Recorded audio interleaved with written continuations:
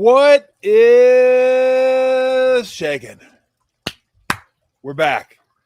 Bergie's back from down under. I'm back from. Well, I didn't go anywhere. I guess Warriors game is where I'm back from. We're back in the backyard. Got the fire. It's a little nippy out here. Much needed fire today.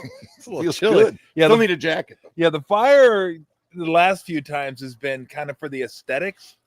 The fire this time is like, we need the fire. It's a little chilly out here. Of course, like I know what you're saying out there. You're saying, well, fucking put on some pants. Look, I've heard that before. My response is, it ain't that cold yet. It's getting there. Legs aren't cold. Legs aren't cold. Upper body gets cold. Yeah, a little chilly. but as long as it's not windy, then we're good. So before we get going, how was the trip down under? Fantastic. Was it? Yeah, it's a long time. Australia, New Zealand? A long time, yeah. 21 days. 3 weeks. Fun though. I mean, it was quick 21 days, but a lot going on. I mean, you're moving from place to place, but it was awesome. What a great trip.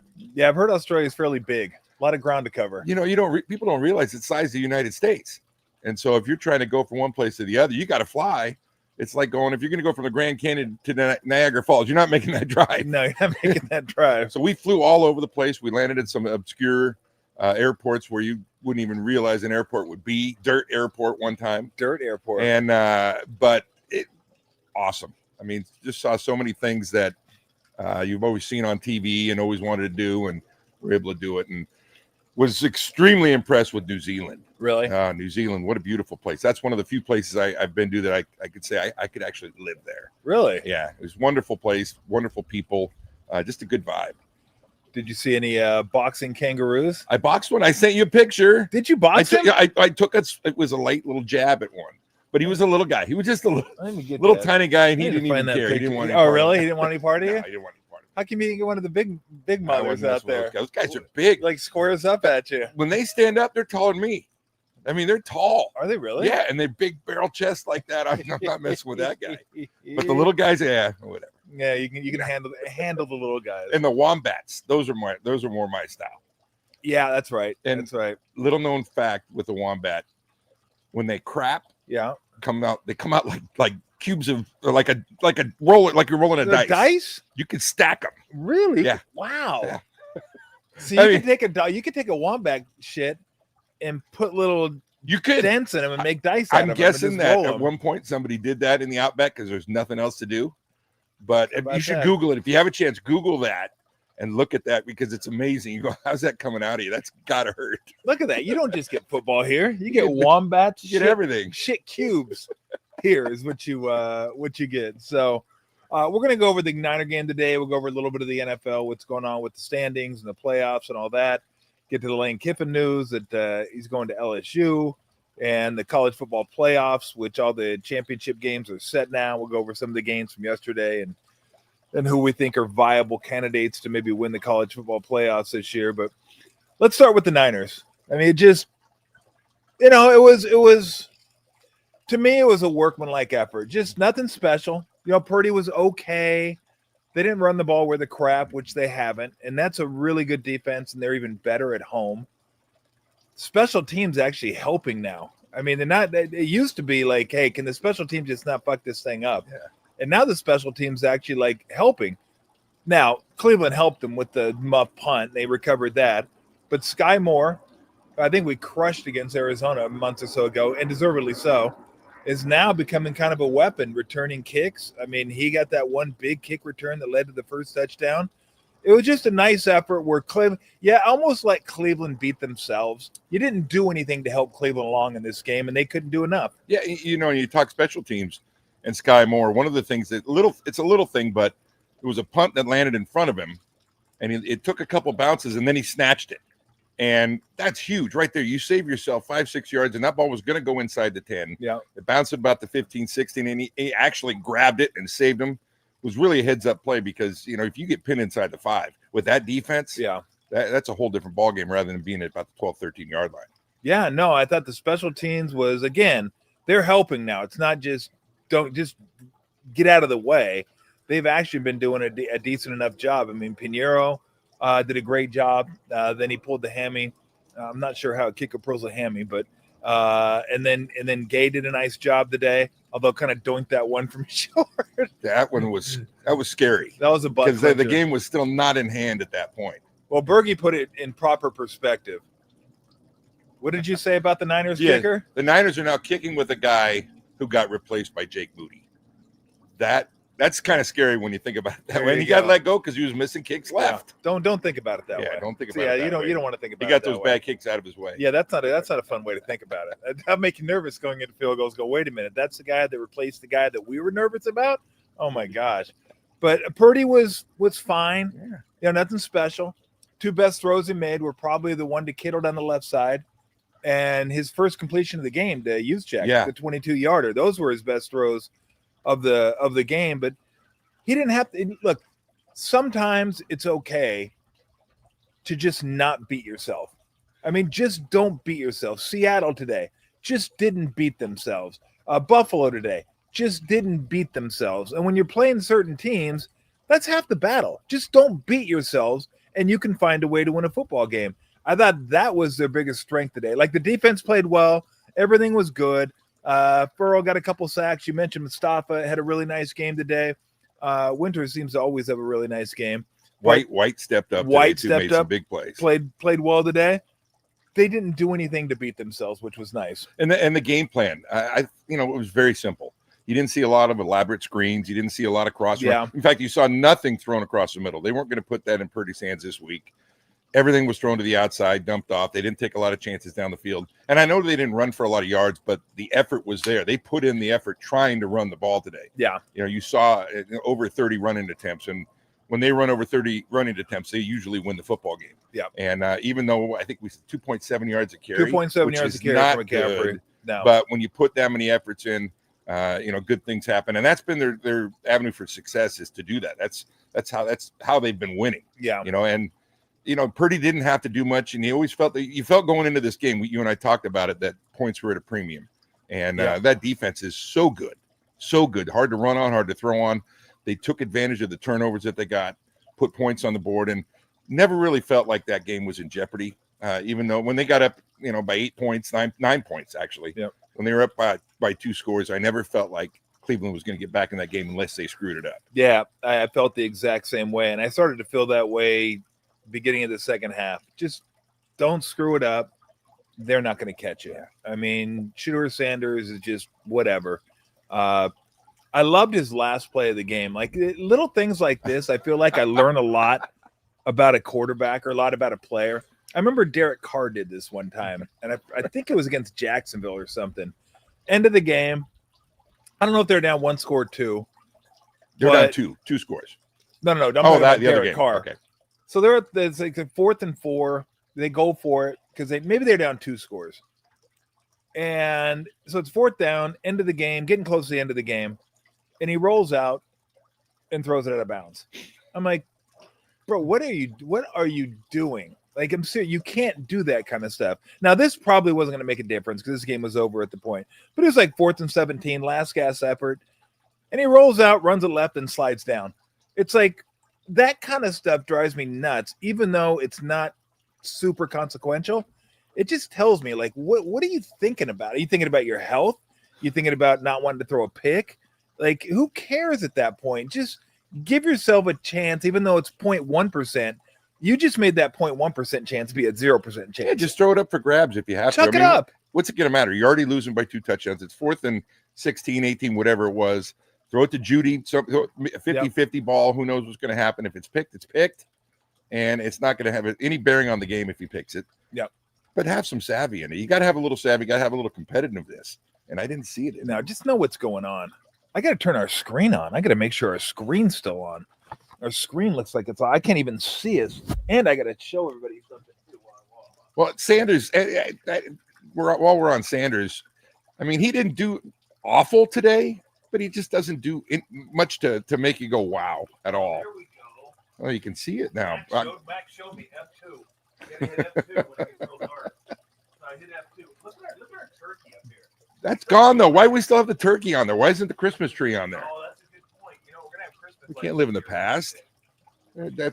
No, we don't need to. Look at that. Look how hunched over I was. Oh my God. I think that was against Iowa, and we were hunched over because we had to run that stupid ass veer. The wishbone. That is amazing. I got that from Tim Roy, who worked in Arizona for a while, and he said he was looking through his box of goodies, and he found that, and he goes, "Oh, you got to give that to Craig." So this will be going home with Craig at the end of the show. An oldie but goodie. So good. They did have colored pictures back then, though, so it just happens to be black and white. 86. I know. You were a freshman that year? Redshirt freshman. Redshirt freshman, yeah. Because I wasn't there for another. Yeah.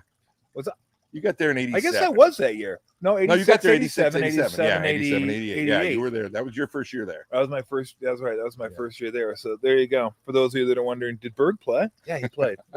There's proof of it. Proof of it right there. So you see the numbers. I mean, again, Purdy was okay. The bootleg was nice. The touchdown. Yeah, where they faked it. That was very ran nice. Around the end and got the score. That was a nice play.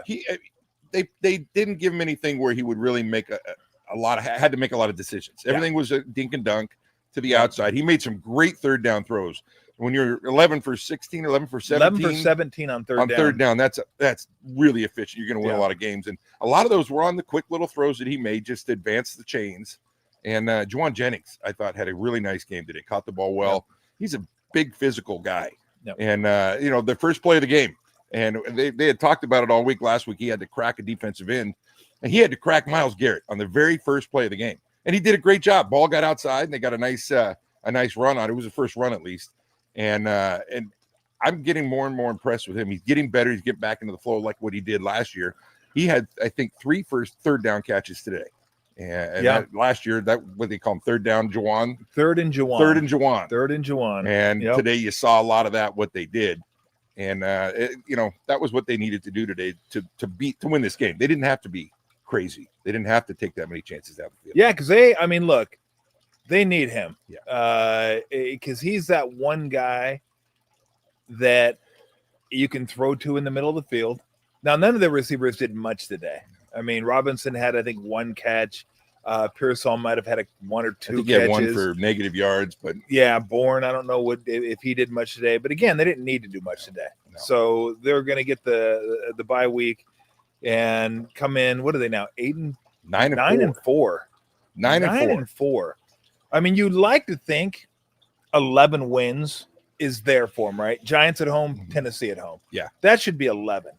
And then, if you can get 1 out of those other 3, then you're looking at 12 wins. Yeah. And that should, if that doesn't get you in, boy, that's a strange year. Yeah. And they could conceivably go 5-0. I mean, those are teams that they can beat. Yeah. And things have got to fall right. I think that the Colts is going to be a tough game, and Chicago is going to be a tough game, and obviously Seattle, and that game's looming large. And there's going to be a lot to play for. If the Niners can win the next couple games, they could set it up where if they beat Seattle, they would supplant them as the top wild card right there. But I mean, there's still opportunities for them to win the division. Yeah. I mean, the Rams obviously laid an egg today, 10-point favorites, and they lose. I must be flat losing it. I said they got the Titans and the Giants. They played the Giants like a month ago. Like, they don't play them again. They're not in their division. We were hoping they did. I kept thinking, because I was like adding it up in my head. I'm like, wait a minute. That's 5 games they have left, but they've already played 13. That's 18. We're not on 18. I'm missing something here. And I looked.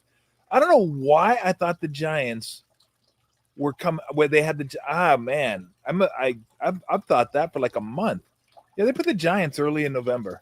So yeah, scratch that. I'm going cuckoo. So Titans at home, that gives them 10. Yep. Then you got at Colts, Bears at home, Seahawks at home. The number 1 seed Chicago Bears right now. Go figure.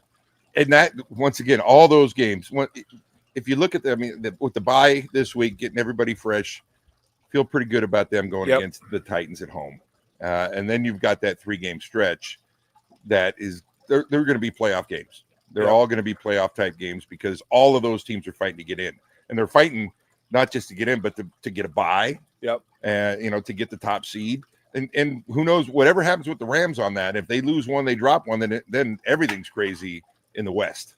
I mean, you've got 3 teams right now in the West, 9-4, 10-3, and because they're 10-3. They're within they're within a game of Yeah. Seahawks and the Rams. Let's see what the Rams have.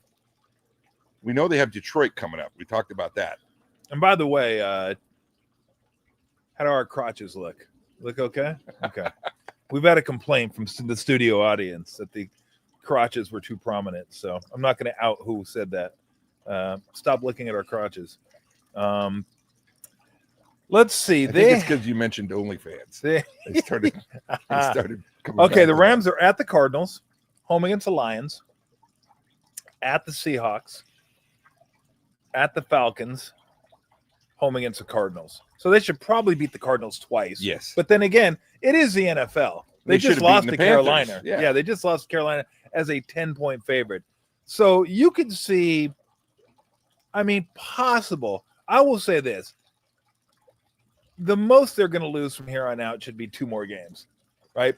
They're not going to lose 3. I can't imagine unless somebody gets hurt. They're losing 3 when they play the Cardinals twice, at the Falcons.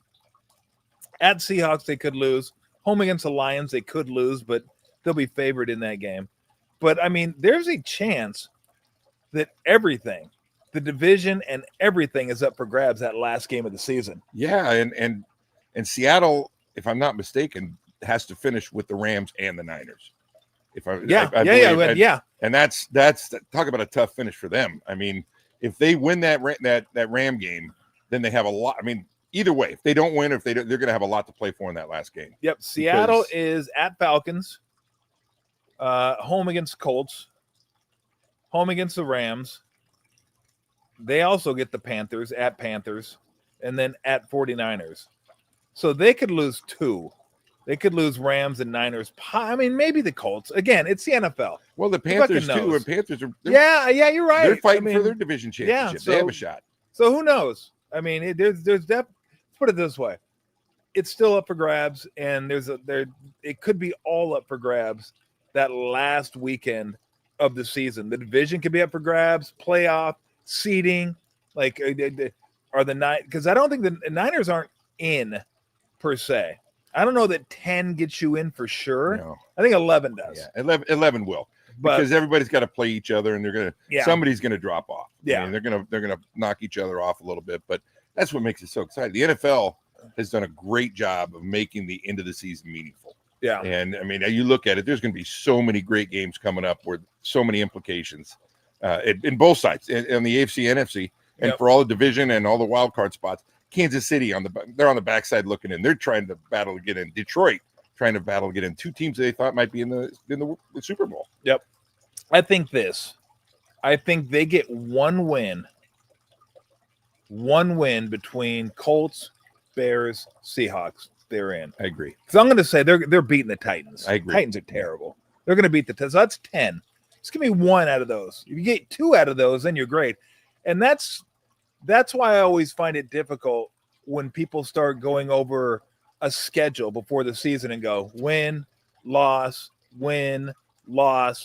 because that Colts game didn't seem that hard before the season started. That Bears game seemed like a win. Like, you'd put that in the win column. You'd say, oh, that's a Bears at home. Yeah, that's a win. Kind of like we thought with the Jaguars. Yeah, the Jaguars thought that was going to be a win, ended up being a loss. Yeah, exactly. Like, I don't know if they're going to be. My guess is going to be that they're going to be over. They'll be over a touchdown favorite against the Titans at home, maybe even close to 10. Yeah. At the Colts, they'll probably be 2-point underdog. Yeah, maybe. Mean, Daniel Jones he's hurting. He played today on a bad leg. I think he's got a broken leg. And so, I mean, they're an injury away from. Really, and they've struggled the past 3 or 4 weeks. They've lost 3 in a row, I believe. Is that what it is? I think it's 3 in a row, and they look so good coming out, but it's starting to catch up to them a little bit. Teams have caught up to what they're doing offensively, and the Niners conceivably, I mean, they could win all those games. I don't see a team that they're on their schedule that you go, they can't beat them. Yeah. I mean, Seattle probably is that team, but they already beat them, so they've proven that they can. 3 out of 4. 3 out of 4. 3 out of 4. They lost at the Steelers, then they beat the Falcons at home, then lost at the Chiefs, and then the Texans got them today. So and then they got the Bears. They'll probably be favored against the Bears because they're at home, but maybe a field goal, two and a half, something like that. Yeah, and the Bears are a young team going on the road in a game like that. That's going to be tough. Yeah. I mean, they haven't been in that situation ever or for a long time. Yeah. And they've got weapons, and they've got a good young quarterback, but that's tough. Come all the way out to San Francisco and play. I mean, that's a long ways from now. A lot of things happen. Yeah. You know, both teams could lose every game, and it won't matter. Who knows? I think you're looking at 3 straight games that are going to be within a field goal, one way or the other. Yeah. Whether they're favored or underdogs, those are going to be close games. And again, you get one of them, assuming they beat Tennessee, which I can't imagine Tennessee comes out here and beats the Niners. I mean, they got mopped by Ogden's Jaguars today. So I can't imagine that they're going to come out here and win that game. So, you know, I think, and this is why I tell people, because there's so many people that wanted to get rid of Shanahan that said, I think the Niners can do better. I'm like, well, can they? Can they do better? You may have even been one of those people. Oh, yeah. But there's only so many coaches out there. Because I asked you, who would you get if you didn't have Shanahan? And you mentioned coaches that already had jobs. I'm like, well, they can't get McVay. Rams aren't going anywhere. And I like McVay, too. I think McVay is a really good coach. But guys that are out there, I think this guy is proven. Like, he has the pulse of the team. Not just the play calling. I think he's a head coach. Like, there's no way this team should be what they are. Now, the schedule helps. The last place schedule certainly helps. But the way they've battled with all the injuries they've had, I mean, all the games that Purdy missed, Aiyuk, we'll get to him too in a minute, is probably going to be out the whole year. Bosa's out most of the year. Warner's out most of the year. And then all kinds of different injuries they've had to deal with. I don't know what best coaching job means. I mean, I think your best coaching job is when you go to the Super Bowl. I think that's probably your best coaching job. You know what? You're only as good as your players. Yeah, but this is pretty good because these players you look at and go, how are these guys doing this? And they continue to do it. And I just think he's done a hell of a job with this squad. I couldn't agree more. And I've not been a big fan of his, as you know. I know. I've always said I think he makes the best script that I've seen since Bill Walsh. Really, he does. Yeah. And he does a nice job of diagramming. He's fantastic at diagramming plays and scheming teams. Where he's run into trouble in the past is that his play calling would be great at the beginning, then he'd get very stagnant. Yeah. And he didn't quite know what to call. I think this year what he's done is he's got his system and he believes in his system. And in years past, he's stuck with that system regardless. He's going to throw the ball down the middle. He's going to do this, that, what he does. This year, I feel like he's scheming more for each team and how are we going to beat this team instead of, you know what, we run our system. This is what we're going to do. Yeah. And he's also in years past had the best players in the league. And when they were healthy and good, they were just dominant. He doesn't have that this year. And he's had to find different ways to win. And for example, today, you didn't see any of that patented deep crossing routes or shallow crossing routes. You saw ground and pound, little play action, throw the flat, move the chains, and really not taking any opportunities to go down the field and get the quick score. And he realized, hey, we're not going to have much time to throw against this defense, so we got to get the ball out of our hands. We got to run the football and let the defense win this game for us. And he hasn't done that a lot in the past. He's always just let it all go. This is my offense. This is what we're going to do. We're not going to change. This year, I think it's been his best job of coaching. And it's probably a little less stressful for him because he doesn't have the best players. Yeah. And he goes into a game going, you know, how are we going to win? How are we going to beat this team? Because what we did last week isn't going to work this week. So you saw it today was a huge example of that. Yeah, to your point, I mean, his 2 longest throws were outside the numbers. Yeah. The one to Juszczyk, the one to Kittle. Not a lot of those looping throws that he's so good at, but last game kind of bit him. And he kind of went away from that a little bit. So I think he's done a fantastic job this year. I mean, let's also say that Robert Saleh has made a huge difference with this team because what he's had to work with this year and what that defense has been able to do. Oh, they put up our Christmas lights for us. Hey, look at that. We got Christmas lights. We didn't have to put them up. Look at that. We didn't have to do anything. Can you make them twinkle? That's incredible. Yeah, we need the twinkler lights. We definitely are going to have some Christmas lights up here. I got to get these things up. You know, the defensive guys, I was talking with my sons today watching it. This Niner fan should be really excited for the future because you've got all these young guys out there defensively that are getting all these reps. Yeah. And they're getting better and better and better. And the one thing that they haven't had in years past is depth. And now you're building depth. You know, when you get some of those starters back down the road next year, but you've got these guys that have played a lot of football now. So you're not afraid to put them in. Years past, you couldn't say that. And you'd have to have Fred Warner out there every play. But now you're getting some guys that are stepping up. Mustafa, young kid like that. I mean, they're really doing a good job of developing those guys. Salah's been fantastic. Yeah, Brown has had a decent year this year to my eye. Yeah, he has. And then you look at Winter. I mean, the linebacker Winters has played well. Bethune has played well. So now you have those two and Warner coming back. Martin got dinged today. Yeah. They can't keep linebackers healthy on this squad. I think Martin got a concussion or was at least in the tent, and I didn't see him come back. But no, you're absolutely right. They haven't. I think next year they will have as much depth as they had during the Super Bowl runs. Yeah, where they just had a bunch of guys that could go out there and play. I mean, how much longer can the older guys keep going? I don't know, but they're probably going to need another wide receiver. Yeah, and D lineman, maybe another D lineman. They drafted a couple. Yeah, well, I'm guessing, knowing the Niners and knowing Lynch as I do, one of the first two picks next year will be a defensive lineman. Yeah, that's what they do anyway. Yeah. And then I would imagine receiver will probably be high up on the list. But it's funny because this year, to me, years past, when they've had this type of record at this point of the season, you start thinking, okay, seeding, playoffs, Super Bowl, can they? What's the path to get to the Super Bowl?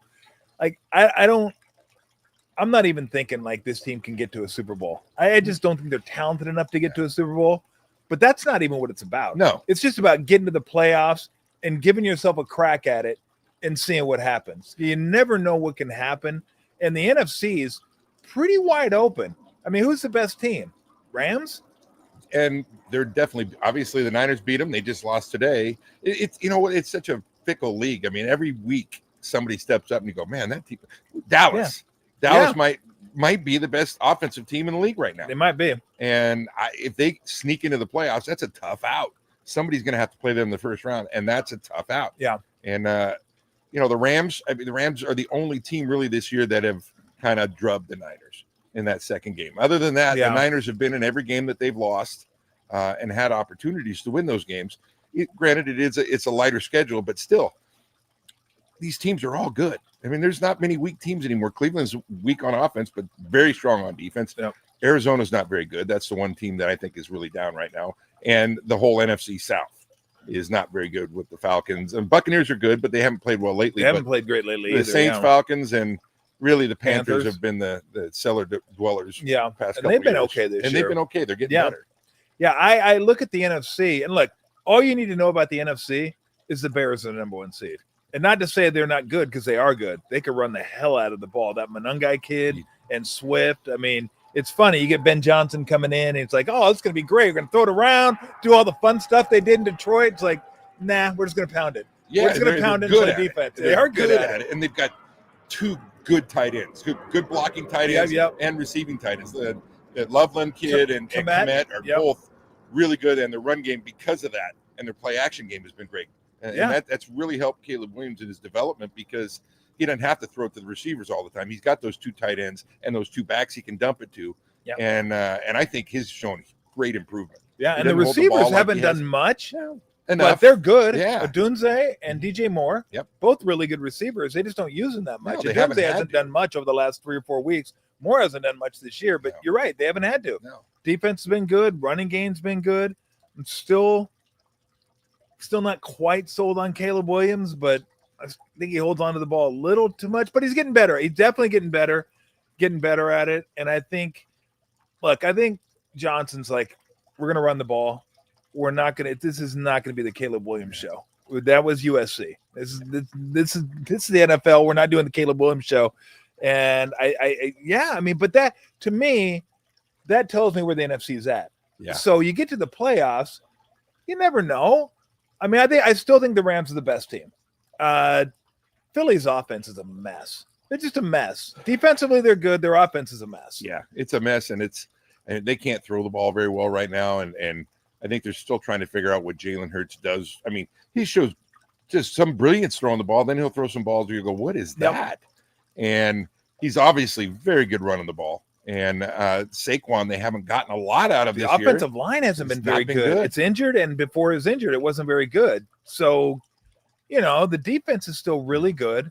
And look, they have championship players in that team, so they're going to be tough to beat playoff time. I think we know that. But I don't look at Philly and going, boy, you got to go into the link and win a game. You can't win a game. Chicago just did. Chicago handled them. I mean, handled them. And in NFL, unlike baseball and unlike NBA, they kind of turn it up a notch a little bit for the play.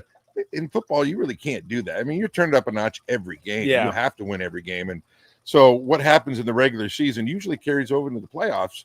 And the Niners right now have shown they can beat anybody. And for them to string together a run in the playoffs might be difficult, but they could get in. And obviously, once you get in the tournament, anything can happen. Yeah, it'll be interesting. And I don't really care all that much about it, but it'll be interesting to see where Kyle is when they vote for Coach of the Year. Like how many votes he'll get. Because I think right now, Ben Johnson's the guy. He's the guy. No one thought that the Bears could do this in that division. Well, the Colts guy up there too. Oh, yes. Shane Steichen. Shane Steichen should be up there too. And what he's done with them. Those two are they're battling. They're probably 1 and 2. I would think. Although, you know what? Mike Vrabel's not a bad choice either. What he's done with it. Actually, come to think about it, there's a lot of really good choices. Kyle's not going to get many votes. There's a lot of good choices. I stand corrected. And I'm not a huge fan of his, but with what Harbaugh's done with the Chargers and all the injuries they've had, and to be able to be 9-4 right now with them, I mean, they've got their offensive lines at shambles. They've lost both tackles, and they're doing it with smoke and mirrors. And I mean, there's been a lot of good coaching jobs, and there's been a lot of bad ones too. That's true. I'm trying to think if we're missing anybody because, I mean, Vrabel's got the Patriots 10-2 right now. No one saw that one coming. Steichen 8-4 with that squad. Sean Payton, we got the Broncos 9-2 and a really good. McDonald of Seattle. Yep. He's done a really good job. Yeah, I mean, no, there's going to be 4 or 5 really good choices. Ben Johnson's the one that jumps to mind, though. Yeah. Just because I don't know if they're going to end up the number 1 seed. They still got some tough games upcoming. And it's a high-profile job, Chicago, and a lot of media. And it is a high-profile job. So let me ask you what you made of the Aiyuk situation. Something's going on that we don't know about. Yeah. And behind the scenes, I don't think he's been around the facility much. We talked before. Every game they show Bosa and Warner up in the stadium pulling for everybody ready to go and still hanging with the team. Haven't seen Aiyuk once. Haven't seen or heard anything about him from the media other than what's been written the past couple of weeks about his contract. And my guess is he hasn't been, like you said, rehabbing his certainly hasn't been rehabbing. I can guess at the facility, or the way they wanted him to, or keeping appointments. That's the only thing I can think of. And to your point too, when you said, he just walked away from that contract and didn't even put up a fight. Yeah, no, it's crazy. I mean, Brent Jones was the one that said it. He goes, "I just hope he's okay," and I didn't really even think about that. But then I thought about it. I was like, that's a pretty good point because who walks away from that money without at least having the Players Association fight for some of it? Yeah. Maybe you don't get all of it, but you get some of it. I mean, that's what you pay them for. That's what you pay your dues for. Just to say, nah, I'm good. Don't do it. Like nobody would do that. No, but it must be within the last 4 or 5 weeks because the first half of the season they were shooting for Game 7. I remember saying, Game 7 we might have an opportunity to get it back, and then it was Game 8 or 9. Then it became after the bye week, and then it just kind of shut down. You didn't hear anything about when he'd be coming back until these last couple of weeks. But apparently, according to the stories, they voided the guarantees a couple months ago. But it didn't get out, I don't think. I know it didn't. Until now. Which is interesting, because if you voided the guarantees a couple months ago, why was everybody speculating he might be coming back? Because at that point, you're thinking, well, if you do that, there may be a divide here that it just isn't going to be bridged. And it was interesting, as Kyle said, I'd still like to get him back at this point, or at some point this year if he could play. And I thought, well, come on, that's not gonna happen. Now, if I were Aiyuk, I absolutely, guarantees or no guarantees, would want to come back and play. Because if I want to leave next year, I got to show people I can play. Yeah. I got to show people I'm healthy. I can't go into the offseason coming off an ACL, not having played, and expect to get any kind of contract, which he won't. But if he can come back and play well, then maybe going into the offseason, he can get a contract somewhere else. I can't imagine it's here anymore. I just think it started with the contract last year, where apparently they were offering what he wanted and then he wouldn't sign. It was just a mess. It just was a mess last year. And then the whole stupid shorts thing where he came to practice in different shorts and threw a tantrum when he was asked to change. It's like, bro, what are you, 9? I mean, you know what you're supposed to be wearing. Just wear what everybody else is wearing. It's not that big a deal. So I don't know. It just seems like this thing is over. But if I were him, I would definitely want to get back and play to show people my leg's good. Yeah, and not only that, because whatever is going on with that, it'll get out in the NFL, and we may not hear about it, but in the inner sanctum of the NFL, you hear of everything, and so that'll hurt him in his contract talks too, trying to sign with another place. So coming back, proving you can play, proving that you still want to play, is a huge deal, because you got to love football. I mean, if you don't love football, you can't be out there. Mm-hmm. You're not going to half-ass it out there. This league will kill you on that. And, they had the linebacker last year that did the same type of thing, and they ended up running him off. What was his name? I don't even remember his name, but he was not doing the right thing. Ran him off. And he cost himself a lot of money, and he was good enough to play somewhere. Yeah, he quit at halftime. And pop that name up there, Ogden or Max, if you remember who he was. Because I remember he quit at halftime. He just left. Yeah, and that sticks with you. It's like, I'm done. So this will stick with Aiyuk if he doesn't do something to change the narrative. Yeah. That's on him. No, you're absolutely right. Steve Young told me something, and it's always stuck with me. He goes, when you play football, he goes, at the moment of impact, he goes, you better love playing football. He goes, you better love it a lot more than playing for the money. Because it ain't worth it to go out there and get your bell rung over and over and over and put your body through what you have to put your body through for just that. He goes, there better be something inside you that just loves the game. Yeah. And I don't know. I mean, maybe you're right. Maybe he doesn't. I don't know. We just don't know. We don't know anything. It's such a bizarre situation where someone just says, no, I don't want to fight for my money. Go ahead and keep it. We're good. You just don't hear of that. It would have made more sense. Oh, Campbell. Yeah, DeAndre Campbell. Yeah, exactly. Yeah. Yeah, Devondre Campbell. Yeah, he played for the Packers too. Yeah. He was a good player. Yeah, he was decent. Yeah. And he could have signed with somebody. He had a few more years left in him, and he threw away a lot of money just doing that. See ya. Yeah, he just walked off halftime, done. And if Aiyuk may not, how many times we should have put 2 and 2 together, because I never once heard about his progress in rehab. Yeah. We should have, because we'd always hear, hey, so-and-so's progressing well. He's getting better. He's doing this on. We heard it all about, Purdy and all these guys that are hurt. Never heard a thing. Yep. Hey, he's progressing well, and he's ahead of his timeline, or he's a little bit, he had a setback. Nothing.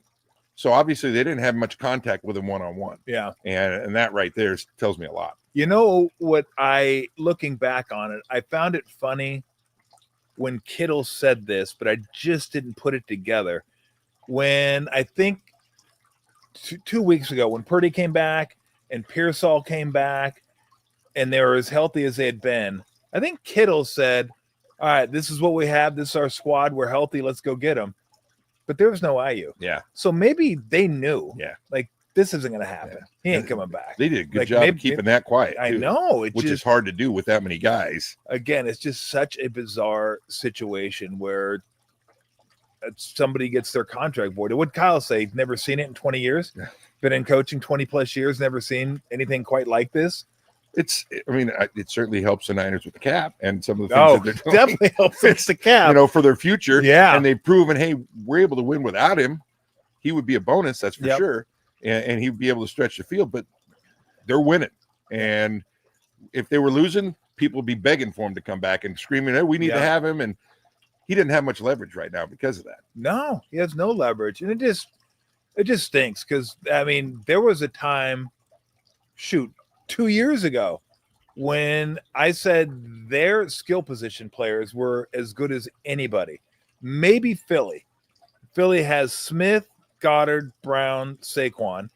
And the Niners had Debo, Aiyuk, Kittle, McCaffrey. Yeah. Like those were the two best. Yep. Like it was incredible across the board what they had. Well, now Debo's gone.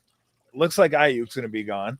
And then you have Kittle and McCaffrey that are left. So just a bizarre situation. But shame on us, you and I specifically, for not realizing the guy went to ASU.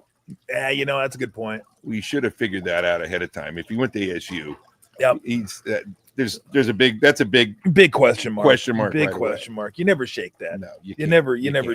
Pearsall got smart and he left. Yeah, and he went to Florida. So he did. He got smart. Yeah, you never shake ASU. No, you so can't do that. I should have known. I always that's trust a your gut. football that I owe you a beer probably, or you owe me a beer with each other. Yeah, exactly. That's a huge oversight. Huge oversight by us, not picking up on that. So, all right, we can take some comments, and we will shortly. But just real quick around the league, anything that jumps out to you today? I mean, surprising that Carolina beats the Rams. Yep. Surprising how they did it. Yep. I mean, 2 interceptions by Stafford. Stafford fumbled. That kind of sealed the game at the end of the game. And Carolina's actually been pretty good at home this year. They've been pretty good at home. I want to say, I could look this up, but didn't they crush the Cowboys at home this year? They beat them. I don't know if they crushed them. I thought they beat the crap out of them. But, I'll look. When you're looking at the thing that really stuck out to me is how far down the Vikings have gone. And it's just they have so many weapons, and to have the opportunity. You're right. Didn't crush them. 30-27. Yeah, they did them. The Vikings have as good offensive weapons as any team out there. And they're just wasting those guys right now because of the fact that they don't have a quarterback. Yep. And they've done, they had plenty of opportunities. They had Darnold, they had Jones. Then they said, okay, we're going to go with this kid, McCarthy. And they had Wentz as a backup. And Wentz was doing okay. He was hitting the ball to the guys, and they were competitive. But now we had to look up the guy that was playing today. No idea who he was. And then we're like, well, what if he gets hurt? Who's the backup? We had to look that up too. And the guy made the throw at the end of the half, the Garo Upremian throw. It was awful, and it was hard to watch. And I felt bad for the guy because he's getting an opportunity to get in there. And we looked at one point; his QB rating was 30. Not 130, 30. And he's got Justin Jefferson, he's got Addison. He's got Hawkinson. He's got Jones in the backfield. They've got weapons everywhere, and their defense played their ass off. Yeah, they did. They held them to like 215 yards. At one point, it was 19-0. They had 4 field goals and a defensive touchdown. So the defense was playing great. Jefferson had no catches until he had a -4 yard catch at the end of the third quarter. And it killed me it kills me a lot of ways. Fantasy football absolutely killed me. I'm going to go down. I'm going to be on Monday Night Football on the bad beats. You are going to go on the bad beats. That was bad. It's all you needed was 17 points. Well, you didn't plan on. Say he was playing Weston, my son. You didn't plan on Weston having Seattle's defense. They got 30 points today in fantasy. 30. That's ouch. And that's just the way they played, and they didn't give anybody else an opportunity. They stayed with that kid. You got those guys out there that are making a ton of money. You're not getting them the ball. You're just thinking of dunking, handing the ball off, taking your loss, getting your butt whooped. So look, you make a mistake at the quarterback position. You're fucked more times than not. Look at what the Browns did when they paid Deshaun Watson all that guaranteed money. He didn't even want to go there. They paid him so much guaranteed money, he had to go there, and then we all know what happened. It just blew up in their faces, and they've been paying for it ever since, trying to find a quarterback. The Niners were one of the lucky ones. They got Trey Lance, traded up to get him, gave some draft picks up, and then they got bailed by out. some miracle got bailed out getting Brock Purdy. Like the last pick in the draft, because if it wasn't for him, they wouldn't be as bad off as the Browns because, well, they're not the Browns. They're a different organization. But still, it kills you. It kills you when you mess that up. If you're Minnesota, not only does it look like I'm going to give him another year, but it looks like J.J. McCarthy may have been a mistake to reach and get him an 11. Not only that, you let a fucking guy go you had in the building. that may be one of the top 5 quarterbacks in the league this year. That's a killer. That's a killer. That's two of them. They had Daniel Jones too. Daniel Jones, who they could have got really cheap. Yeah, because he didn't even play last year. Yeah, and they could have got him really cheap and kept him. Yeah, and it's how's the this? Darnold one though, because Darnold proved it. You don't need you don't wonder about proof of concept. No. Like with Daniel Jones, he didn't play, so you're kind of wondering how does he fit in? Is he going to be good? Is he not going to be good? This was a little bit of a surprise to everybody what he's done at Indianapolis. Darnold did it in front of you. You were 14-3 with Sam Darnold. Yes, I know they got blown out against the Rams in the playoffs. Yes, I know he had another bad game at the end of the year last year. People were wondering, oh, is that the real Sam Darnold? I think the real Sam Darnold's the Darnold that led you to 14-3. Yeah. You had that guy and you thought, well, we got a quarterback under a rookie contract and we drafted him, so we got to play him. Let's go this route. I mean, it just, boy, O'Connell's got to be thinking, oh my God. I got to believe that's a front office decision. It had to have been. Yeah, it had to have been. And comes to another point for thinking down the road with the 49ers having Mac Jones. There's two trains of thought. Your quarterback's going to get hurt throughout the year. Lamar's been hurt. Everybody but Mahomes has been hurt, it seems like. And the Niners had their ability to put a really good backup in and win a lot of football games for him. So it shows how valuable a backup is. But he also is trade bait. And a team like Minnesota should be trying to get a guy like Mac Jones. And since he's under contract, the Niners can play they can play hardball with it. I'd love to see them say, you know what, we'll give you Mac Jones if you give us Addison and a third-round pick.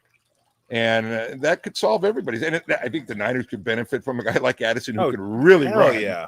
And, sure, you lose your depth at quarterback, but is it worth doing something like that down the road? And they're going to have a lot of options, I think, because of that, which makes it fun in the offseason.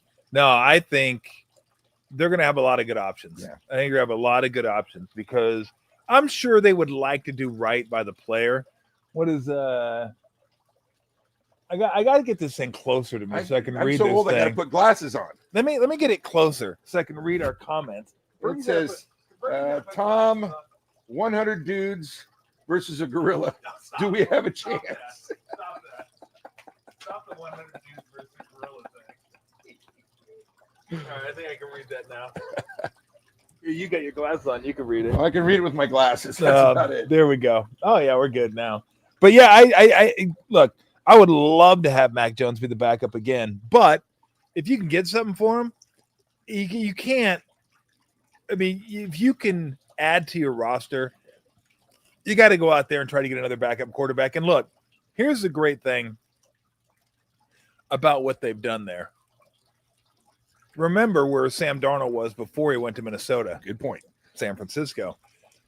So if you can get something for Mac Jones, anybody out there who feels like they need rehabbing, like a little quarterback rehab, guess where they want to go? Here. Maybe Minnesota, but here. Kyle Shanahan, learn under Shanahan. Maybe you get a chance to play. Maybe you don't. And Sam Darnold didn't even hardly play. And he got to go somewhere else and play. So I think that's a great problem to have. And I think quarterbacks will want to come here and play too. For sure.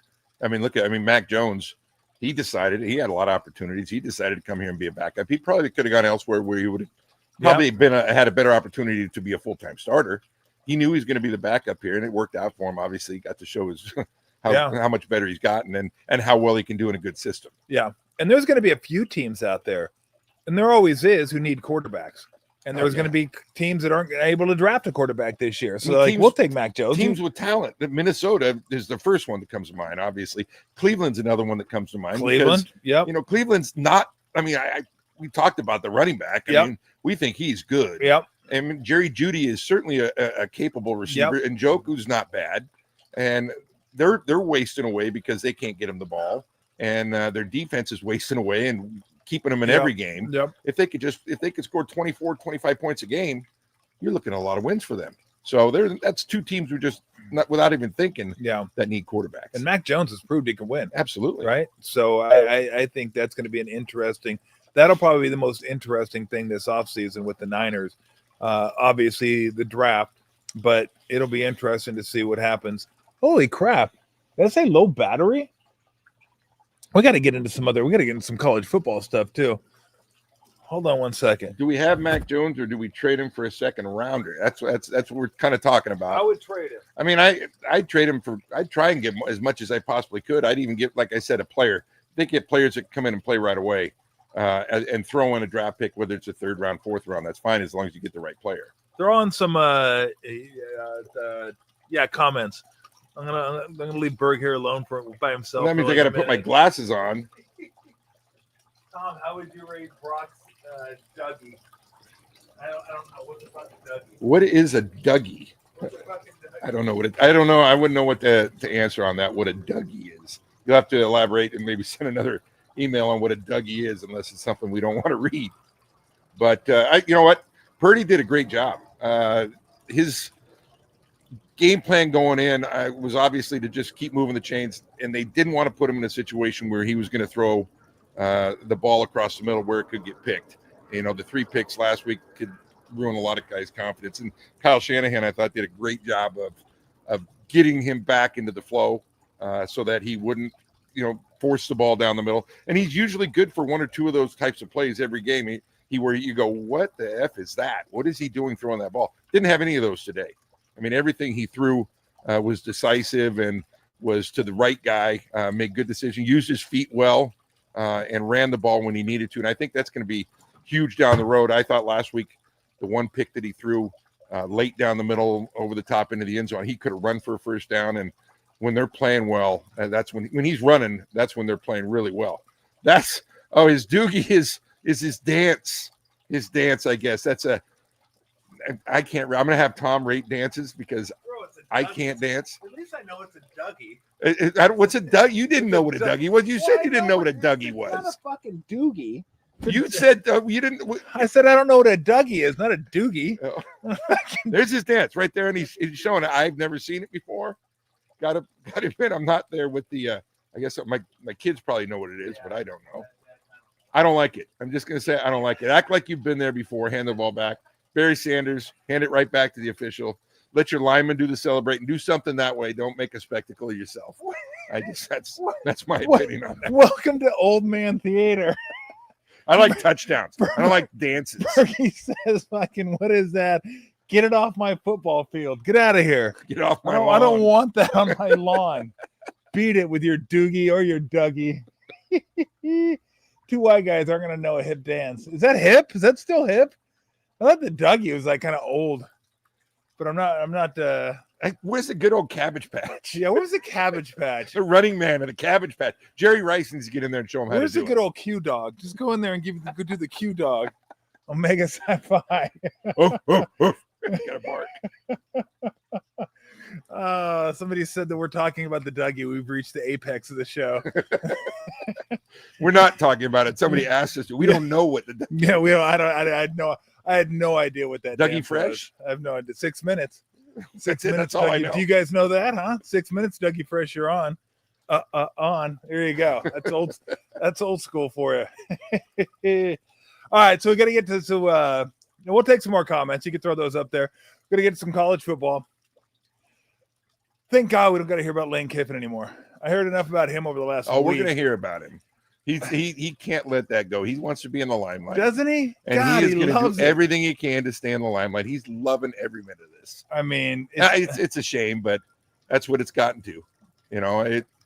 It's and I don't fault him. We talked about it before. Yeah, it's a lot of money, him. and it's just the way he went about it. And then we've seen his act before. He's done it everywhere he's been, and what has he done to deserve that? That's what I question. That's my question. Has he even won a conference championship anywhere? Florida Atlantic?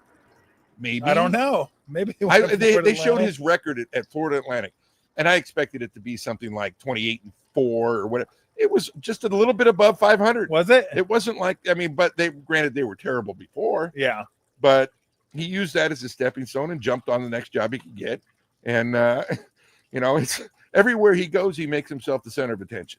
It's not about the players. It's not about the team. It's about him. Oh, look at this. We got the bunny. Give Lou some peanut butter. Where is Lou? Lou's inside. Lou's cold. Lou's inside. Lou does not want to come out with that. No, it's the only animal we have out right now. We got Senior Bunny. Lane Kiffin, I can't. I don't really care for the guy. I don't think he's a great coach. I think he must be a good recruiter. Yeah, he gets guys, that's for sure. He's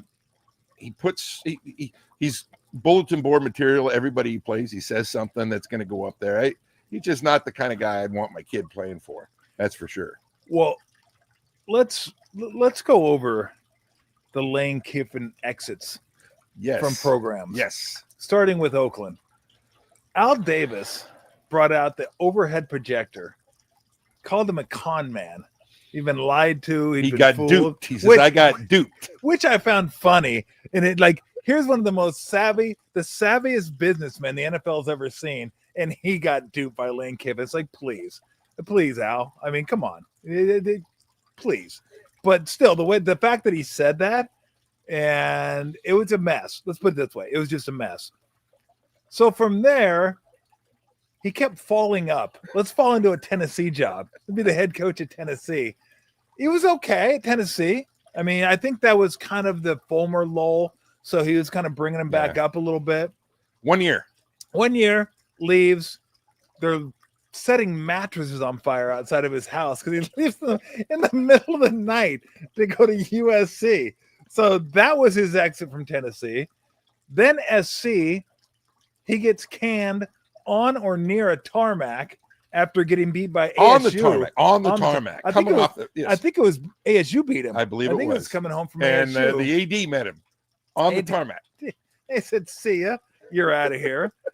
So then after that, I want to say, what was it? The offensive coordinator at Bama. He went to Bama. Several run-ins with Saban let him go after the semifinal because he didn't feel Kiffin could handle being the play caller and the head coach of Florida Atlantic. Like he'd be splitting he wanted to have his. I'm sure Saban's like, I don't give a shit if you're the coach there. Your priority is to win the national championship here. He didn't feel like he could do that, so he said, "See ya," and he put Sark in his spot. So Sark was the new offensive play caller. He goes to Florida Atlantic, where he cut one of the greatest promotional videos of all time. Hey, Owls fans, this is an exciting time to be a season ticket. It's like, good Lord. Like it's almost like at gunpoint. He cut that promotional video. So there it is right there. We can't hear it because we don't have our headsets in, but you can hear it. You can enjoy this at home, everybody. Yeah. Next week is National Signing Day. Like, bro, is there somebody just on camera with a gun pointed at you? This is about the time right here when I don't know if anybody out there's a Tosh .0 fan, but he does one called Kiffin's Crimson Corner. And if anybody out there wants to go to YouTube and watch Crimson's Kiffin's Crimson Corner. Oh my God. It is absolutely hilarious. And that goes to show you how, the nepotism in around football. I mean, this is what happens in that league. Monty Kiffin, who was a great coach in a lot of different places, hired a lot of people, and then those people owe Monty Kiffin a favor. And what do? Okay, we're going to hire you. We'll hire your son for you. That's fine. And you keep getting jobs over and over and over again because of what Monty did. And he's parlayed it better than anybody I've ever seen for a guy who's never won a championship. I mean, he's pretty good. Yeah, give him that. He's pretty good. And by the way, Andis, we didn't forget about USC. That's where he got fired on the tarmac. Yeah. That's where he got fired on the tarmac. Tennessee to USC, and then he got fired on the tarmac. But look, he's done something with Ole Miss they've never been able to do. Yeah. It's just I don't get the fascination with Lane Kiffin. This guy's not Saban. He's not Urban Meyer. Maybe a better person than Urban Meyer, but maybe not by much. I don't know. Urban Meyer doesn't seem like the greatest person, but that's for another show. And they act like he is. Like they act like he's in that realm of like great coaches. And I'm thinking, well, yeah, he's okay. Yeah, I mean, I'd like to have him coach my team. I mean, yeah, he's a good coach, but he goes to LSU where he's getting paid a ton of money. Well, in college, really, is it? I mean, it's so different now because you're buying players. You're not recruiting them, really. You're buying them. Yeah. And whoever has the most money is going to buy. Ole Miss spent a ton of money. LSU's already said I think they said, we're willing to give you $25 million to go out and build a team. Well, that's not building a team. That's buying a team. Yeah. And, I mean, then you look at a guy like Justin Wilcox, who's got to deal with no NIL money. And he's basically became a farm program. And all their guys, he got Fernando Mendoza, and he leaves, and he's got the kid this year. I hope he stays at Cal. Yeah. But, Wilcox did a wonderful job, and then he gets fired. And that kind of soured me a little bit, because he's a terrific coach. Yeah. And they're not going to find a better football coach than him. Yeah. And unless they're willing to put more money into the program, they're going to go by way of the dodo on that. And, the way they're having to travel all over the place. But LSU, they're going to kick over all that money, and they're going to have a good team. If he doesn't win a championship there in the next 2 years, he'll probably be fired. Yeah. Yeah. And they'll have the same issue that they had with Brian Kelly. Now, Cal's got, to a lesser extent, the same issue that Stanford has, is that they have to decide what they want to be. And we both agree that Tavita Pritchard was a good hire. Love that hire for Stanford, right? Went to Stanford, offensive guy, has some NFL experience as a quarterback guy. But are you going to spend? I mean, are you going to give him the resources to be able to compete? And we're not even talking like Big Ten, SEC. We're talking ACC, right? ACC is there to be had. Duke is in the ACC championship game at 6-5. The ACC is there if you want to spend a little bit. But do they want to spend a little bit? Like, how much does their academic, and this is more Stanford than Cal, but how much does your academic standing matter versus your athletic standing? Like, I know you're proud and you're prestigious universities, and that's great. I mean, that's awesome. But do you want to be a powerhouse as well? Stanford proved it could be, but that was a different era. That totally was no NIL. That was, Harbaugh, who's a fantastic coach. Shaw did a great job there as well. And that's back when they could recruit. All they did back then was like, let's just get offensive linemen and defensive linemen and fucking beat the shit out of people. And they did. And they did. And they went to, what was it, the Fiesta Bowl against Oklahoma State. They're ranked in the top 5 when they Luck went was to a Rose there. Bowl. There's no way Stanford could get Luck right now. No. Not a chance they could get Andrew Luck right now. He'd get way too much money from somebody else that Stanford could get him. And it probably shows you what Stanford really thinks when you have a coach like Shaw who walks away from it. Yeah. He saw the handwriting on the wall, and they probably didn't want to spend. Maybe they'll change their tune. Who knows? But he saw they didn't want to. He knew he couldn't compete without doing that. And he's such a good guy. Just, he kind of walked off into the sunset on that and took the high road on it. And Pritchard's very similar to Shaw, same background, played for him. Played for Harbaugh, and Shaw was the offensive coordinator. And he's going to do a wonderful job, but if they don't give him the resources, he'll have the same issues as everybody else. Yep. I think you can coach up your players to compete against the Ohio States, the Bamas, schools like that. But it doesn't happen often. And you still got to have, I wonder what Indiana's NIL was 3 years ago, 2 years ago, compared to what it is now. Because I'm sure when Cignetti came in, they started winning. Donors get excited. They start giving money to the program. They're probably still not an Ohio State, Michigan level. No. But when you have a coach that's good, he can make up that little bit of a difference. But the difference can't be this much, right? It's got to be like that much, where it's like they spend this, we spend that, but my coach is good enough to where we can compete. But if it's like this, I don't give a shit how good your coach is. Doesn't matter anymore. And that's college athletics nowadays. And that's why Kiffin leaving doesn't bother me. The way he did it, whatever. I mean, the guy's kind of a narcissist. I mean, I'm sure he loves seeing his face on TV. Yeah, exactly. But I mean, look, he could have stayed and the kids could have left anyway. So it's very transactional is what it is. So I'm not one of these guys going to say, oh, what about the kids? This is college athletics nowadays. It just is. You'll see a kid that plays for a team in the NCAA tournament or maybe even a bowl game or something. You're like, wasn't he somewhere else last year? And then you look and you realize he was somewhere else the year before that too. Yeah. Like 3 straight years. They just keep putting their names back in the portal to get as good as deal as they can. Dylan Gabriel, Central Florida, Oklahoma, Oregon. Yep, exactly. They just kept moving to a different spot. Yep. It's Indiana. It's funny you mentioned that. I think the key is going to be 5 years from now. Where are they? Did they catch fire in a bottle? If you remember Michigan State, the first year they hired Mel Tucker, they went out and spent a lot of money, got a lot of guys, and they had a great year. And then it just all fell down. They lose those guys. They didn't do a good job of keeping the NIL money coming. And if Indiana could do the same thing, they've caught fire in a bottle. They got good players. They got Mendoza, obviously has done really well. He's gone. Are they going to be able to replace it? Ohio State will replace their guys. And the thing is the Ohio State guys, they don't leave. If they're good, they stay. If they leave, they're not as good as the guy in front of them. That's why they left. Yeah, the only reason you leave Ohio State is if you get fired or retire. Yeah. Right? It's like it's probably like Bama. Yeah. Retire or get fired. One or the other. Either you're not winning enough or you're just like, I'm done. I mean, that's why Saban left. That's why Jay Wright left. They're just like, I don't want to do it. I don't want to do this anymore. That's a shame because two of the best coaches in the respective sports. Absolutely. If not the best. Absolutely. And they're just like, nah, I'm tired of the transactional nature of college athletics. And look, it is what it is. And I don't mind. I still watch on Saturdays, and I'm going to watch next Saturday, even though those games are ridiculous. I mean, the championship games are just dumb now. I don't even know why. Well, money. I know why they have them. Exactly. Money. That's the only reason they have them. So what do we think about the champion? Like, I wasn't that impressed with Georgia or Alabama offensively. Like, I thought Ty Simpson was just okay. I thought, and I can't remember his name, and it's pissing me off. The Georgia guy. Yeah, I know his name, but I can't remember his name. Number right 14, I believe. I just don't.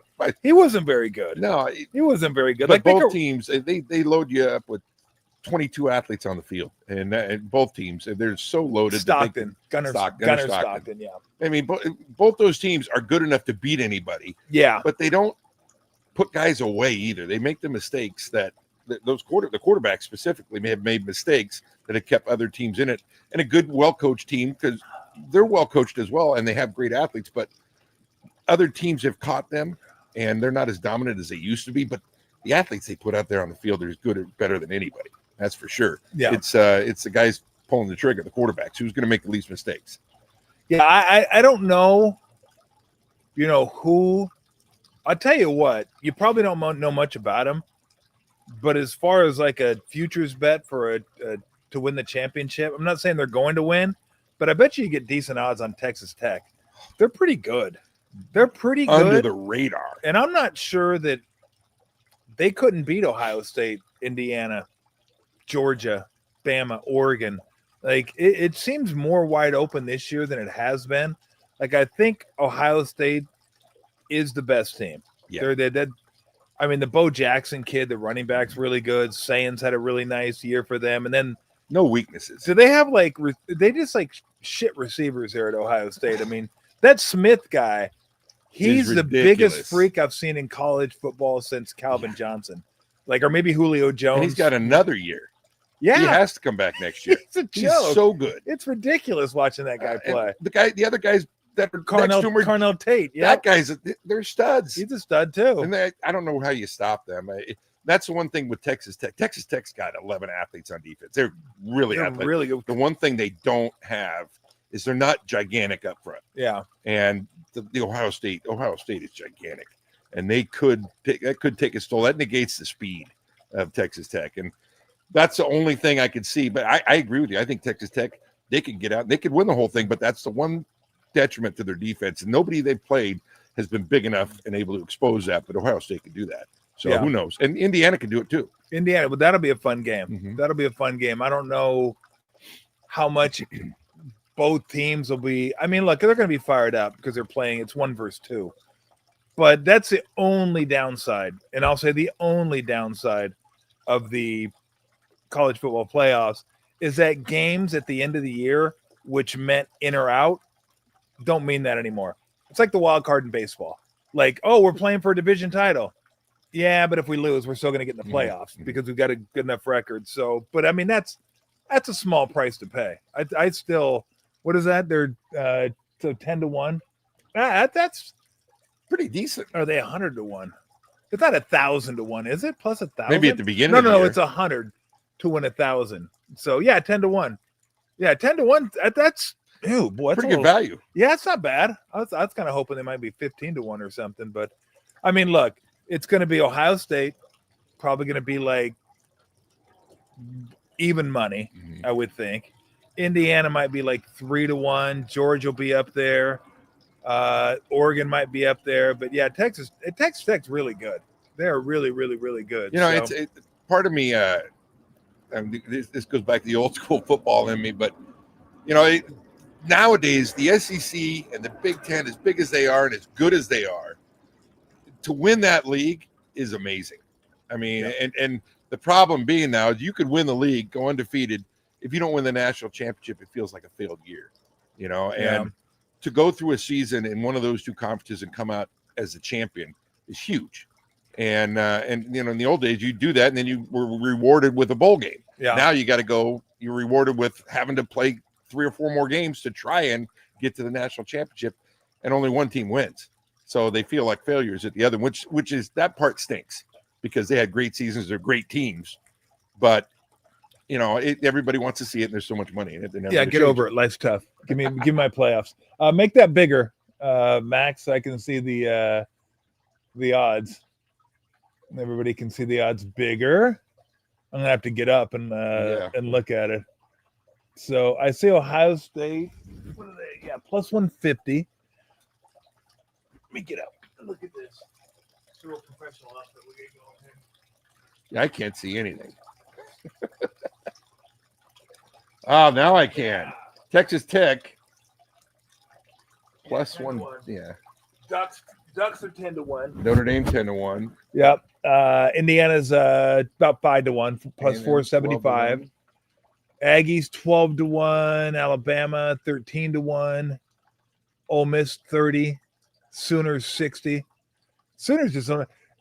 And here's the thing. Here's what somehow, some way, college football needs to fix. You notice the top team on the second column there. There's your Miami Hurricanes. They're 20-1. Good value. Great value for a team that probably isn't going to get in.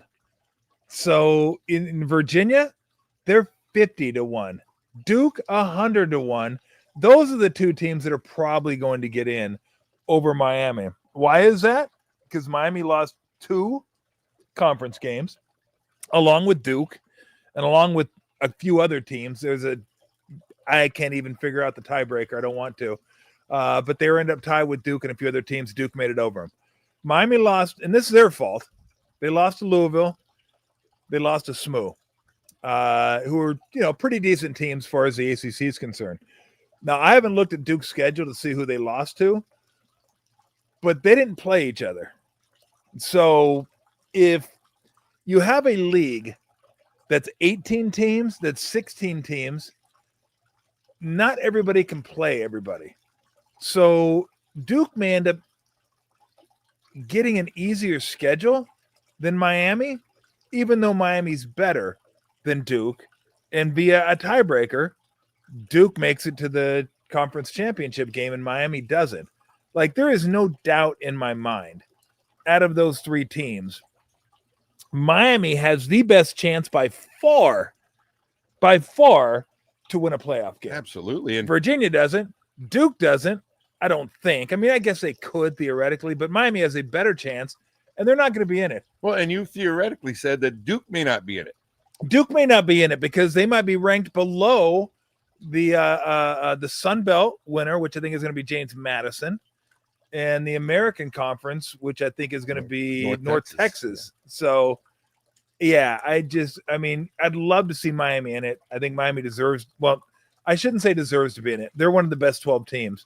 Problem is, you still got to earn your way. You can't just be giving out, like, candy like here. Because if we're going to do that, let's just go by ratings. Well, how about Notre Dame? I think Notre Dame played 2 of those teams up there, and they lost to both.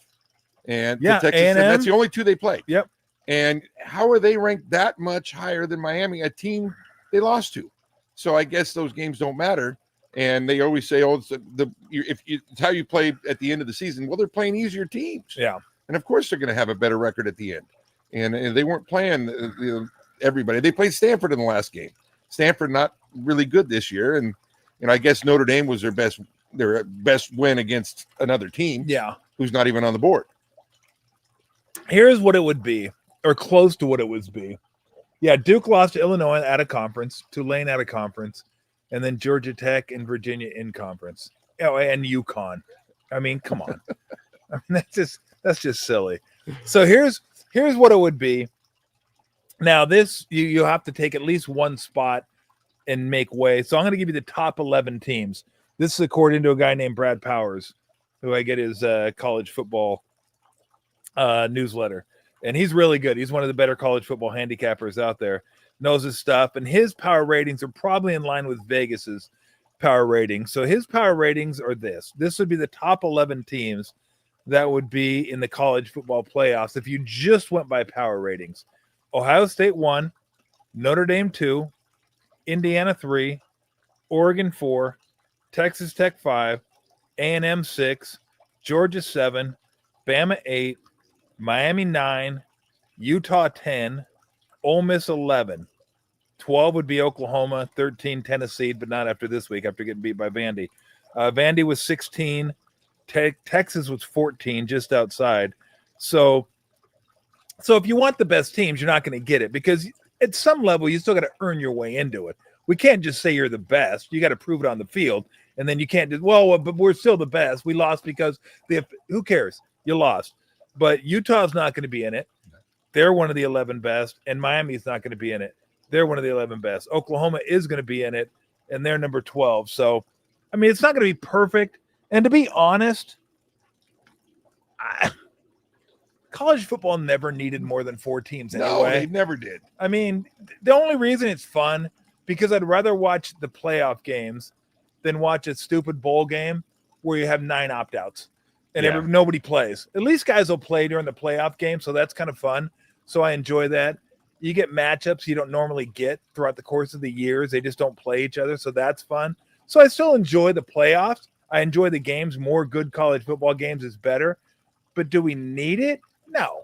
Of course we don't need it. But do you agree with, if you're going to go 12, you might as well go to 16 and eliminate the bye because, 4 teams have a huge advantage, and those 4 teams are determined by a computer ranking. I think they are going to go that way. And that's, if they're going to go, because I don't think it's right that the 5th ranked team, who might be the second best team in the country, has to play a game beforehand and get beat up, and they're going to play a good team regardless of who you play.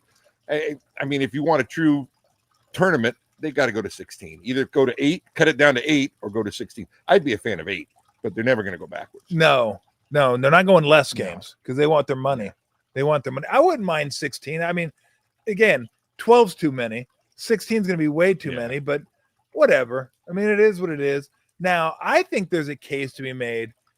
Football is different because more games, more chances of injury, but I wouldn't mind because Ohio State didn't get a bye last year and then won because they had the stupid Boise got a bye, ASU got a bye. At least they've rectified that, which is nice. But I wouldn't mind being the 5th seed and having a home game just to kind of get things cranking because the top 4 seeds, they get a bye, but their first game is neutral. Yeah. They don't get that home game to play. And I'm sure the school loves the home game because you get the revenue from the home game too, which is nice. So anyway, let's take some comments and then we'll get on. Yes, we are rocking shorts. That's what we do. That's what we do here. We rock shorts. We're going to rock Christmas lights here at some point. I'm not sure. Well, we got Christmas lights, but I mean, we're going to get some real Christmas lights up here. Let's see. Dallas, hottest team in the NFL right now. And might not make the playoffs. Well, be the hottest team in the league at start the season then. I agree with him, though. But I wouldn't want to play them. No, there's no way I'd want to have Dallas as an opening match. And they are playing well. I mean, they have an outside shot still. Yes. I mean, I could see them winning out the way they're playing right now. Their offense is clicking. Let's see who they're playing. And their defense has really started to play much better, too. And, I wouldn't – I mean, if they don't make it, it's their own fault because of what happened at the beginning of the year. Yep. So you have nobody to blame but yourself, but couldn't agree with you more on that. They are the hottest team. Yeah, Dallas is at Lions, home Vikings, home Chargers, and then at Commanders, at Giants. So they got a chance to go 4-1. The Chargers game and the Lions game are going to be 2 huge games. The other teams right now are kind of in shambles. Washington's played terrible, and the Giants, who knows what you're going to get with it, but they're conference games, division games. I mean, they get the Chargers at home where they've just beaten the Chiefs, just beaten the Eagles. So, I mean, I don't think it's unreasonable to think they could finish 4-1 to end the season. That would put them at what, 10-6-1? I don't know what that does. I don't know if that's going to make it though. Well, 10-6-1 might not make sliding it right now in Philly. They've got a game against Philly, so they can pick No, they're done. They're 1-1 against Philly. Okay. Oh, they are. Because remember they lost opening That's night. Right. That's right. Opening Thursday. So I think I don't think 10-6-1 gets you in the playoffs in Not the this NFC. year. But I don't think it does either. It might. Maybe. I mean, you're only going to get one team out of the South. Yeah. And the West is the one that could get 3. Yeah. You know, and that the West right now, they're better. That's for sure. They're going to beat up on each other a little bit. Yeah. And so that's what Dallas has got to hope that they kind of beat up on each other, split those things. But they're good. They're good. It's just too bad for them. They started out so poorly. Yeah. No, cold weather is not stopping the calf action. It never has. No, that's built-in thermal wear right there. It is. You kidding me? There's no doubt. All right, so we got your comments. You want to keep them coming? That's good. Where did I buy the fire pit? Not at Costco, although I don't mind buying Costco stuff. Good value. I don't know where we got this. We got it when we had the backyard installed a couple years ago. They brought it in, but it is very nice, very toasty. Might have to get some more propane though. The propane's I think starting to run out on us here, and we don't want to run out on propane because we're going to be doing probably night shows the rest of the way. I think the 22nd, that's the Monday night game against the Colts. Yeah, Eagles fans. We witnessed the Eagles fans in person. You know who that is, right? I do know who that is, unfortunately. Unfortunately. And look at his picture there. Look at that picture. Picture of him fishing. God damn. Does he even know anything about the Eagles fans? Is he too busy playing beanbag toss? Yeah, he knows Eagles fans because Audrey's a big Eagles fan. Eagles fans though. I know what he's speaking of though, because we talked about this last night. And for those that watch the Bears-Eagles game, it's so funny because the Eagles are one of the better teams in the NFC, still leading the division. And what did you hear during that game? Boo! We were at 2 or 3 years ago. We were at a game. It was the second game of the year against the Vikings. Eagles were coming off a Super Bowl year. They lost to the Chiefs. Lost the Chiefs. Coming off a Super Bowl year. They were 1-0. They were beating the Chiefs 7-0. And then they went 3-and-out. And they boot them off the field. And I just went, why? If you're a player and you're a free agent, why would you want to go there? Yeah. Why would I want to put up with that? When I have all these other opportunities to go, and why would I go do that? They're hurting themselves by doing that. Yeah, I was talking to Steve last night. I go, I remember those boos. I go, we were there for those boos. I go, it was great. So we're walking out of the stadium. It was a Thursday night, and it was Philly, Minnesota. So we had gone to New York to watch Aaron Rodgers blow out his Achilles against the Bills. And then we went to Pittsburgh first. For the Niners Steelers. Yeah. Then to New York, then to Philly. So we got a chance to see the Braves and the Phils, and we went and saw the football game. And walking out of the stadium, I thought, I don't feel like I got the full Philly experience, although it was kind of fun because they did boo them, and I was like, oh, that's Philly. That's what I wanted to hear. So we're walking out. And no one was rude. Everyone was great. I cut this guy off, or he cut me off. You're walking. There's, you know how it is, walking out of the stadium. Mass amounts of people. You're just trying to get through and get to an open lane, get to where you're going. So I must have cut in front of this one guy, and I don't know what he was, 5'9", just this little dude that I could have picked up and tossed across the parking lot. And he looked at me, and he goes, "Watch where you're going, you big ass bitch." And I started laughing. I go, I got the Philly experience. I got it. That's amazing. I felt so good. I almost wanted to thank him. Like, thank you. You made my night. That was incredible. And then we hit the subway. We got the subway back to the house. When we first got to the house, Couldn't find it. We were driving around. There is literally, we couldn't believe it. We're driving around. So it's like 2:30 in the morning. 2:30 in the morning, and you go from like a good neighborhood to like a bad neighborhood, like in a cross street. You like cross the street, and all of a sudden it's like, oh shit. And you like make a U, you come back around to where your Airbnb is. You're like, oh, hey, we're back in a pretty good area. You take a right, you're like, oh shit, we got to get out of here. So we're like driving around, and there is this I don't know if she was a lady of the night per se, but I don't know what she was. But we're driving by, and she just took her top and dropped it. Just dropped her top, and I was like, "Is that what I think it is?" Yes, it is. I think Steve goes, "Yeah, that's what you think it is." Or Bergie said that because Steve was driving. I go, "Holy crap! What is going? Let's get to the other side of that street. Hurry up! Get over there." That was she hilarious. wasn't really somebody you wanted to see. No. No, she was I've always said this. People think like nude beaches are super cool. I go, when you go to nude beaches, those aren't the people you want to see at nude beaches. No offense, but I nude beaches in your head, the imagery is a lot better than when you go to a nude beach. You go to a nude beach, you're like, fucking put some clothes on. Jesus Christ. I mean, God. Yeah, you don't want to see that. Nobody wants to see put that. Some clothes on, please. You know, I don't need, no. We don't know. We don't need that. So, but one of the best parts about Philly was not only the games. Thank you, sir. Appreciate the contributions, Johnny. I asked my guy, Vinny, who runs Russian River Brewing. I always ask him when we go on road trips. I ask him, and I'll ask my guy Lester at Bear Bottle, and Barry over at Fieldwork. And by the way, I gotta give our Fieldwork plug here in a minute. Let you know what's going on over there. I always ask him, do you know of a bar, of a brewery we should go to that has any good beers? And Vinny told me, he goes, there's a beer in Philly called Monk's Cafe, which is one of his favorite bars in all of America. Good food, good beer, and it ultimately ended up being great beer. It was 50 yards from the house. And granted, Philly's big. It's big. 50 yards. I'm like, holy crap. There's no way we're 50 yards away from this place that Vinny told me about. We went there, 3 nights? Yeah, it was great. Every night we went over there. They had great beer, great food, great vibe over there. And then we just walked home.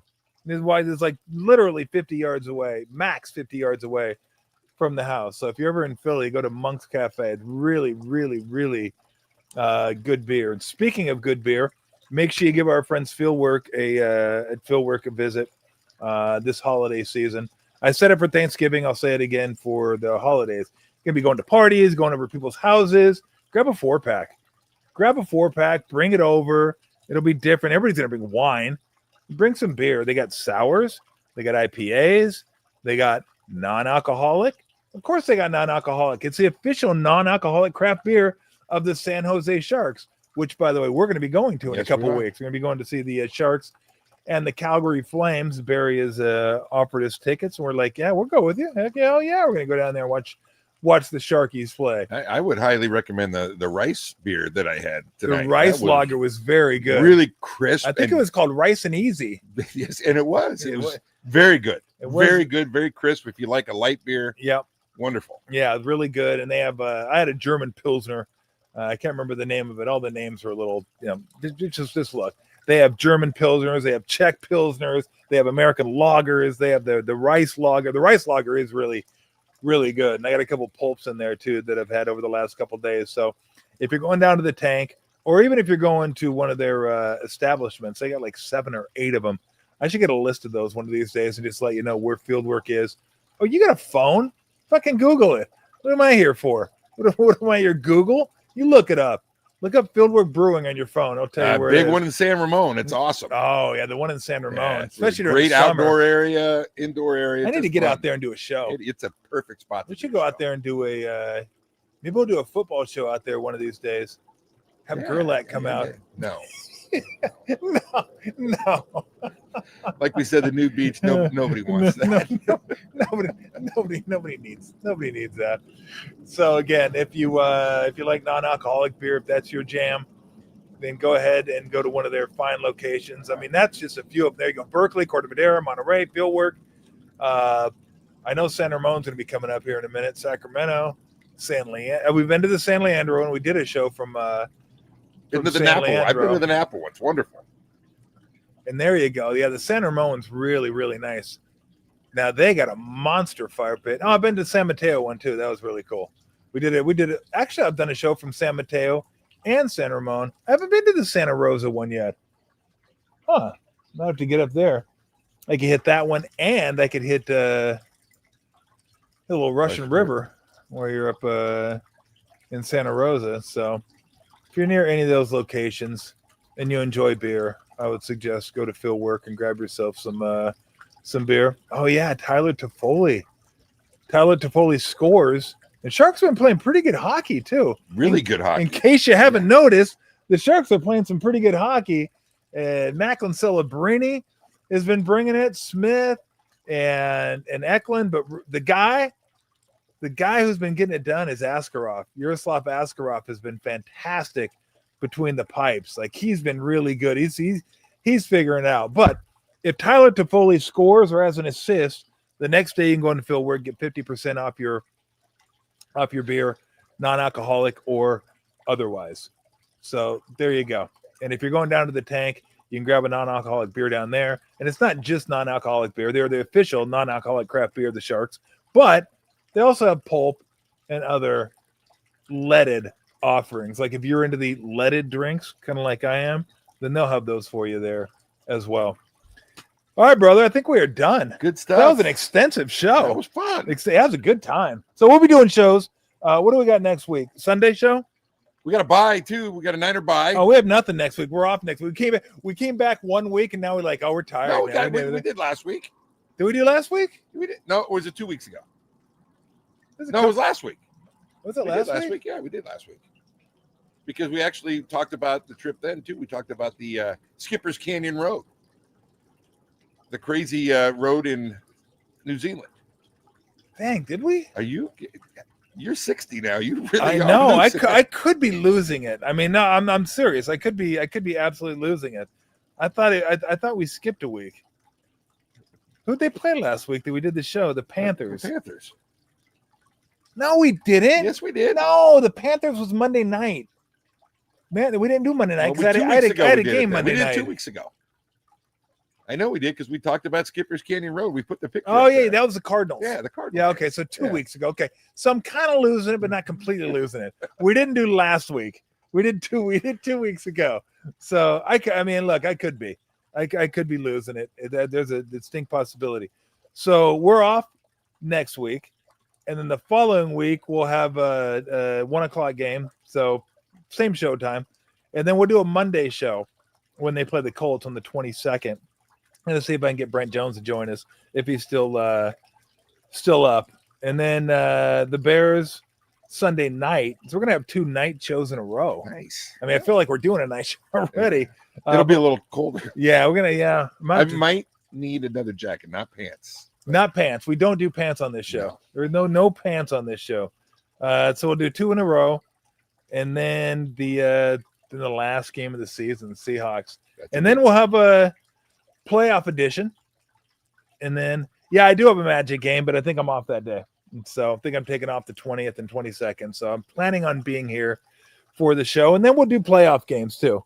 And I'll lightly twist Bergie's arm. Not that it will take twisting, but whether the Niners are in it or not, we'll do some playoffs. Oh, yeah. Do some playoff shows, talk about some playoffs and stuff like that.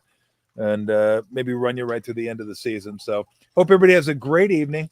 Thank you very much for joining. Really appreciate it. Like, subscribe, all that kind of good stuff.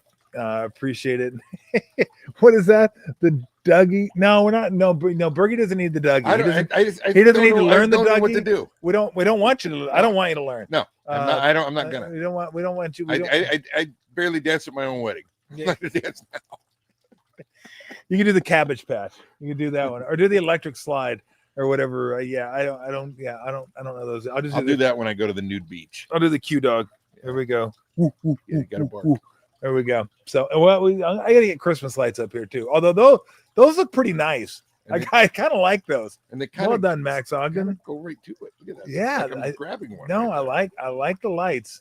I like the lights a lot.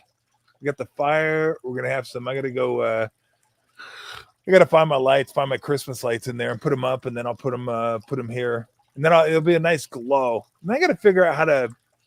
It looks like this is nice. I could put the lights up like right in here. Would you go all white or would you go colored light? No, colored. I'm woke. So I'm gonna go colored lights. I'm a colored light guy too. My wife all white. Really? I can't stand it. You know, I like the festiveness. All white, racist. What that is? All white lights. So I don't know. I have both. We did the lights, the white lights for like 2 or 3 years, and then I just wanted to. I like the colored lights. Yeah. Although I feel like I have to take them out because I don't know what the orange are doing in there. Like I just want the white, green, and red. That's it. I don't want the blue. I don't want the orange. I don't like up here. We got the purple. You got a yellow. Like to me, those don't belong. And that's fine. Like I said, the lights look great. I love the graphic. And we got the tree in the left-hand corner, which is nice too. But to me, it's like, just give me the white, green, red. White, green, red, white, green, red. So a lot of times I'll get the lights and I'll get the bulbs. You take them out? Take them out and just put the green, red in there. And so it's all green, red. How many beers does it take to change like a strand? A couple beers? 2? At least 2 per strand. At least 2 per strand. Yes. All right, everybody, enjoy your evening, enjoy the week, and we will be back with you in 2 weeks. 2 weeks we'll be back with you over the after the Tennessee Titans game, and then we should be good to go. After that, we'll be good to go for all the Niner games, and then maybe the football playoffs. And I'll just tell Brent Jones, get on his private jet and fly out here. He can do a show with us. Do a show with us in the fireplace. That'll be sweet. It'll be very nice. All right, everybody, have a great evening. Thanks for joining. Really appreciate it. See you.